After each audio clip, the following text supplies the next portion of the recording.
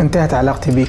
مرات المشكلة مو بالناس، المشكلة بالوقت اللي نختاره حتى نحكي. هواي علاقات خربت مو لأنه الكلام غلط، بل لأنه التوقيت كان غلط. نحكي وإحنا معصبين، نعاتب وإحنا تعبانين، نقرر وإحنا متألمين، وبعدها نستغرب ليش النتيجة سيئة. العقل من يكون متعب ما يبحث عن حل، يبحث عن تفريغ، ولهذا تطلع كلمات ما تمثلنا فعلا، بس تمثل لحظة ضعف. وبعد ما تهدأ النفوس نرجع نفكر ونقول ليش قلت هيك؟